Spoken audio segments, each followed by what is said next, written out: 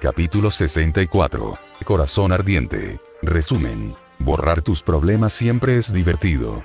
Pero eventualmente, tienes que abrir los ojos y afrontar el nuevo día, con dolor de cabeza y todo. Roboute Gulliman sintió que el suelo temblaba bajo sus botas ceremita.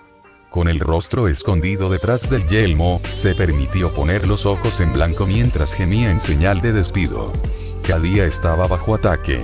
Siempre estuvo bajo ataque. Después de la Cruzada Negra, Roboute Gulliman se había trasladado a sí mismo y a la mitad de sus ultramarines a esta roca árida en medio de lo que muchas culturas describirían como el infierno hecho real. Habían convertido esta bola de polvo en un mundo fortaleza que solo gente como Dorn podía mejorar. Las calles de mármol y los pilares coronados del Pacífico Ultramar ahora no eran más que un recuerdo. Aquí cada calle era una zona de muerte, cada bloque un emplazamiento defensivo, cada puente preparado para explotar. Aquellos cadianos que no eran aptos para ser incorporados a los ultramarines, formaron el núcleo de lo que fue, con cierto debate por parte de personas como Katachan o Tallarn, el mejor regimiento de la Guardia Imperial de todo el imperio de la humanidad. Y a pesar de ello, nunca dejó de ser invadida. El suelo temblaba regularmente por las explosiones, ya sea debido a ataques de artillería, titanes o cápsulas de lanzamiento entrantes. El aire olía constantemente a fiseline, humo y cenizas. Si no era otra banda del variopinto grupo que Abaddon llamó Legión la que estaba atacando, era una peregrinación profa del Orgar y sus hijos, o eran asaltantes xenos que se habían acercado demasiado antes de ver la bola de roca cemento y las baterías de armas. O era uno de las múltiples docenas de cultos que crecían en la maleza de la ciudad, influenciados por la mancha corruptora en el cielo. O fueron los orcos. Parece que hay muchos de ellos recientemente. Una bala perdida rebotó en su hombrera izquierda y se detuvo a medio paso. Miró la mancha que manchaba su armadura antes de tomar el volter de su muslo y disparar un solo tiro en la dirección de donde había venido la bala. A lo lejos, la cabeza de un cultista envuelto en la batalla detonó repentinamente, bañando a sus compatriotas con vísceras y sangre. Roboute continuó hasta donde lo necesitaban. De repente sonó una llamada de voz dentro de su casco, y la etiqueta IF identificó a la persona que llamaba como el señor Inquisidor Tulio. Él sonrió. Tulio era un hombre con el que Roboute se encontraba casi a diario y al que se había encariñado bastante durante las últimas décadas. Los cultos caóticos y las rebeliones eran constantes aquí en Cadia debido a la proximidad del Ojo del Terror, y un hombre que pudiera erradicarlos y minimizar las interrupciones en el funcionamiento general del planeta era un buen hombre para tener en tu séquito. Aceptó la llamada de inmediato, sabiendo que el Inquisidor rara vez llamaba fuera de sus reuniones a menos que fuera absolutamente necesario. Escucho. No hacía falta decir nada más, tanto él como el Lord Inquisidor eran hombres que preferían ir al grano. Después de todo, el tiempo perdido era una forma de decadencia burocrática, y Cadia necesitaba todas las ventajas que pudiera obtener a la hora de mantenerse. Señor Primarca, dijo Tulio, la formalidad en su voz le indicó a Roboute que algo importante estaba sucediendo. El hombre nunca utilizó su título fuera de comunicaciones oficiales o reuniones del Consejo de Defensa. Acaban de llegar noticias de Terra. Una luna de ataque orca se materializó sobre el mundo del trono, pero fue derrotada por un grupo de ataque combinado del capítulo de tu primogenitor y todos los hijos de Dorn. Hubo celebraciones en todo el planeta cuando se envió el mensaje. Guilliman detuvo su caminata por un momento, tratando de captar las implicaciones de esas últimas palabras. Todos los hijos de Dorn. Explícalo si puedes, es posible que no lo entienda del todo. No pudo haber sido una acción de la Legión. Dorn había aceptado dividir sus puños, e incluso había manejado él mismo la reacción al llevar a sus hijos a esa espantosa fortaleza que Perturabo había establecido. El hecho de que hubiera ganado el asedio y matado a su hermano descarriado, junto con gran parte de su legión, no hacía que el acto de entrar en la trampa fuera más estúpido. Lo que quiero decir es que hubo 8 capítulos sucesores de los puños presentes. Los puños imperiales, los puños ejemplares, los puños carmesí, los templarios negros, los bebedores de almas, los caballeros de hierro y los excoriadores. Además de All Might con sus aproximadamente 1000 miembros que comparten el linaje de Rogal Dorn. Guillemán se detuvo en seco, permaneciendo inmóvil como una estatua durante casi un minuto mientras hacía un cálculo mental de la enorme tensión logística que esto debió haber requerido y el costo de rearmar a todos esos marines, sin mencionar la cantidad de pérdidas potenciales en combate. Quería fumar ahora. No le haría nada a su fisiología de primarca, su capacidad para filtrar toxinas era demasiado alta, pero la idea era tentadora de todos modos. Bueno, dijo entrecortadamente. Yo supongo que el mundo del trono estaba bajo ataque. En esta única circunstancia estoy dispuesto a dejar atrás la naturaleza aparentemente engañosa de Rogal. Se rió para sí mismo ante eso. No había contado con que Rogal le mintiera acerca de dividir permanentemente su legión. Ni siquiera sabía si Rogal sabía lo que era mentir, salvo en un sentido intelectual. Hay más. Esas 3 palabras casi lo hacen tropezar, solo logró mantener la incredulidad en su voz. Explicar. Tuyo se quedó en silencio por un momento antes de murmurar algo que Vox no entendió del todo, luego dejó escapar un suspiro audiblemente. Lord Magnus acaba de firmar un tratado de paz con uno de los mundos Astronaveldar. El pie cubierto de ceramita de robot pulverizó una pared baja, destinada a cubrirse a medias. Tenía la intención de pasar por encima, pero perdió el control de sus extremidades por un momento. ¿Ha firmado un qué? En lugar de responder, un flujo de datos se deslizó a través de sus lentes. Tuyo no estaba bromeando, su hermano había firmado un pacto de no agresión con una raza Xenos. A medida que su deseo de consumir un Low Stick crecía y crecía, solo un pensamiento apareció en su inmensa mente. Magnus, ¿qué carajo le estás haciendo al Imperio? Magnus se pasó un brazo por la cara, intentando y sin éxito convencer a su cuerpo para que curara psíquicamente la resaca de tamaño monumental que tenía. Maldijo su biología mejorada, ya que había logrado consumir mucho más del abominable brebaje de Rus que cualquier humano bastartes. He terminado. Magnus pensó para sí mismo mientras se levantaba lentamente de su posición en el suelo. De ahora en adelante, me importan una mierda los mortales que gobiernan el imperio.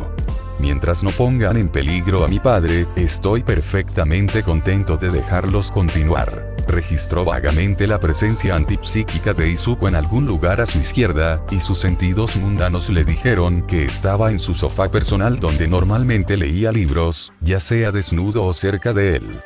Por el sonido de los ronquidos de su hermano pequeño, todavía estaba profundamente dormido o se había desmayado.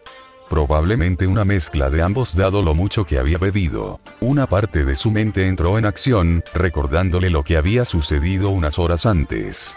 Deseaba que no fuera así, todos los recuerdos de él actuando como un tonto imbécil que había reprimido con botella tras botella de mejor, ahora regresaban a él con una claridad psíquica que lo llenaba de no poca vergüenza. Por supuesto, había sido una idea tentadora inmediatamente después de tratar con los aduladores mortales del imperio. Demonios, una parte de él todavía lo consideraba una buena idea. Pero en este momento, pensó que era una buena idea en la misma medida que pensó en la creación del culto imperial. Arrepentimiento y orgullo a partes iguales. El Drat probablemente se estaba riendo a carcajadas en este momento. El único consuelo de Magnus con respecto al pérfido Eldar fue que el vidente de las sombras, al que había abordado en el sótano, probablemente estaba en una situación similar a la de él e Izuku. Su shock, al ser superada psíquicamente por una especie que parecía considerar no inteligente, parecía haber durado incluso cuando abandonaron Terra. En Craftworld Ultue, un vidente joven intentó despertar suavemente al Ariel Rey, quien estaba rodeado por la misma cantidad de botellas de alcohol vacías que el dúo en Terra. Magnus escuchó que alguien llamaba a su puerta. Sus poderes psíquicos le dijeron que se trataba de la no del todo esposa de su hermano junto con un séquito de aristócratas y parásitos. Justo lo que necesitaba, más razones para seguir bebiendo. Esperó ociosamente mientras su riñón olítico filtraba lo último del Mahod. El aura normalmente nítida se perfilaba borrosa en los bordes, debido a la resaca que abandonaba lentamente su ser. Finalmente, después de lo que pareció una eternidad, la multitud se dispersó, dejando solo a Vanya al otro lado de su puerta. Tan pronto como se fueron, ella abrió la puerta de su santuario sin pompa ni circunstancia. Un buen cambio de ritmo, pensó para sí mismo. ¡Qué espectáculo! Su voz era crítica, pero él podía literalmente ver la satisfacción engreída irradiando de ella. El cirujano del emperador y el primogenitor, borrachos hasta el fondo después de un solo día de tratar con los mortales del imperio. ¿Qué pasó con el famoso erudito de Tizca? Para ser justos, no todos los días tratas con xenos que realmente quieren la paz. Magnus estaba medio sorprendido de no arrastrar las palabras, dado que todavía veía dos de ella. Entonces supongo que puedes alegrarte de no ser un Callidus. Si un solo día de burócratas y oficiales puede agotarte de esta manera, entonces imagina varios meses fingiendo serlo con la esperanza de conseguir tu objetivo en solitario. Magnus se giró para mirar a Izuku, desplomado sobre el sofá y cubierto con mantas y botellas vacías. ¿Qué hay de él? No puedo leer pasivamente sus pensamientos, pero todo lo que escucho sobre sus hazañas me lleva a creer que él habría manejado esto mejor que yo. Vanya también se volvió para mirar a Izuku, y Magnus vio una sonrisa despreocupada en su rostro.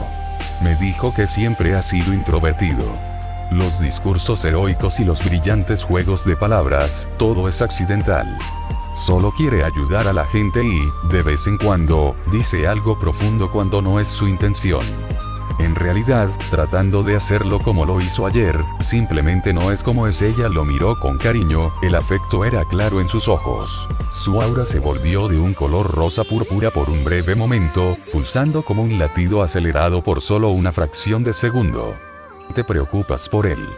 Vanya se giró y arqueó una ceja. Por supuesto que me preocupo por él es mi... No. Magnus interrumpió, su presencia obligó a Vanya a dejar de hablar. Quiero decir que te preocupas por él. De una manera que no estoy seguro de que ninguno de mis hermanos, salvo Fulgrimo Sanguinius, sea capaz de comprender. El silencio que llenó la habitación fue ensordecedor. ¿Le has contado? Quiero decir, está implícito. No solo. No me importa tu relación física. ¿Alguna vez le has dicho a mi hermano adoptivo cuánto lo amas? ¿Le dijiste lo que deseas para él y para ti? Vanya apartó la mirada de Magnus y se centró en la forma dormida de Izuku. Su aura parpadeaba una vez más. Felicidad, tristeza, alegría y deseos tácitos. No se lo he dicho. Le dije te amo, pero yo no quiero darle la esperanza de no poder seguir adelante. Pero lo quiero. Ella se giró para mirarlo y una lágrima corría por su mejilla. Quiero tener una familia con él, más que cualquier cosa que haya deseado en el mundo entero. Pero es lo único que no puedo darle. No mientras sigamos siendo necesarios. Cada misión, cada batalla, cada caso en el que tengo que tomar otra dosis de polimorfina lo hace retroceder. Bajó la cabeza y murmuró las últimas palabras mientras la tristeza se apoderaba de ella. Magnus dejó escapar un suspiro, sintiendo algo que no se podían usar palabras para describir. Él y Vanya eran aparentemente parte de la misma raza, pero eran de especies totalmente diferentes. A veces se preguntaba si alguna vez podría sentir lo mismo que un humano normal, como siempre habían parecido sentir Vulcan, Horus, Fulgrim y Sanguinius. Se preguntó si estaba a punto de dar un paso en esa dirección. Con solo una breve vacilación, se aclaró la garganta. ¿Podría intentar ayudar? Ella giró la cabeza tan rápido que él por un momento se preocupó de que se hubiera dado un latigazo cervical. Sus ojos lo taladraron desde una máscara sin emociones, su aura parpadeó una docena de veces en un instante. Preocupación, confusión, alegría, miedo, ira, incertidumbre. Magnus continuó. Podría despertarlos a ambos durante una era de relativa paz. Tendrías la oportunidad de simplemente existir con Izuku. Y luego, cuando haya pasado un tiempo y tu bioquímica esté cerca de la normalidad, podrás hablar con él sobre tu sueño. No sé qué haría con un niño, pero solo tengo un día cada 3 meses en el que me necesitan. Incluso cuando ambos se ven obligados a dormir, yo podría velar por ellos. De la misma manera que imagino que mi padre deseaba velar por nosotros, alguna vez. Ella apartó la mirada de él y se posó en su hermano menor. La palabra fue susurrada en voz tan baja que incluso él apenas pudo entenderla. Por favor. Magnus abrió la boca para responder, pero fue detenido por un fuerte gemido proveniente de la montaña de mantas en el sofá. La pila de tela retumbó levemente, antes de caer al suelo cuando Izuku se despertó. Su cabello estaba despeinado, tanto como podía debido a su longitud más corta. Círculos oscuros rodeaban sus ojos y su piel estaba húmeda y pálida. Su uniforme había sido desechado por completo en algún momento de la noche anterior, dejándolo con una camiseta blanca y calzoncillos estampados con aquilas. La yuxtaposición entre el guerrero que había derrotado a una columna orca y el hombre con resaca que se encontraba actualmente en su sofá era casi cómica. Vanea le lanzó a Magnus una mirada de no te atrevas a decir nada antes de doblar la cadera, empujar una taza de tana en las manos de Izuku y alborotarle el cabello. Buenos días, Izuku. ¿Listo para levantarte? La respuesta de su hermano fue murmurada en el líquido caliente del cual, agradecido, tomó un sorbo. Parecía aún más muerto que vivo, y probablemente lo estaría por un tiempo más. Magnus simplemente se alegró de ver que el Njo no había tenido ningún efecto duradero. No fue hasta que terminó su té que reconoció a cualquier otra persona aparte de él. Kemorin. Ambos parpadearon ante su dificultad antes de que Vania reprimiera una risa mientras Magnus intentaba, y fallaba, reprimir una sonrisa. Es de mañana porque así es como funciona el tiempo, Izuku. Izuku simplemente se desplomó con un gemido, trató de levantar una de las mantas y esconderse debajo de ella. Vania se lo quitó suavemente antes de convencerlo de que se levantara del sofá y lo llevara al baño. Magnus quedó impresionado por su capacidad para lograr que él hiciera lo que ella quería con solo unos pocos empujones y codazos suaves. En el tiempo que le tomó a su fisiología mejorada filtrar el resto del Njo fuera de su torrente sanguíneo, Vania pudo hacer que Izuku pareciera medio presentable. Izuku todavía parecía medio muerto, tenía ojeras bajo los ojos y un tono de piel pálido y húmedo, pero parecía mucho más despierto que antes. Con un rápido giro de muñeca conjuró un par de gafas oscuras antes de ponérselas. Magnus sintió una pizca de lástima. Izuku debe tener su propia resaca monumental, a juzgar por la expresión relajada de su rostro, y no tenía ni de lejos un poderoso sistema de filtrado como él. Se despidieron antes de dejarlo solo. Magnus observó brevemente su progreso antes de regresar a sus propios deberes. Pasó por los pasillos abovedados del Palacio Imperial, saboreando los últimos minutos de su poder. Terra estaba a salvo y eso significaba que era hora de curar a Padre. Descendió a las profundidades del palacio, pasando por antiguos servidores de armas y huestes de escudos de los custodios. Lo miraron con una extraña mezcla de reverencia y despecho. Uno de los seres que debían reemplazarlos, sanando la única razón por la que aún vivían. Abrió la puerta de la eternidad y encontró que su triunvirato ya lo estaba esperando. Estaba muy orgulloso de ellos, sus hijos.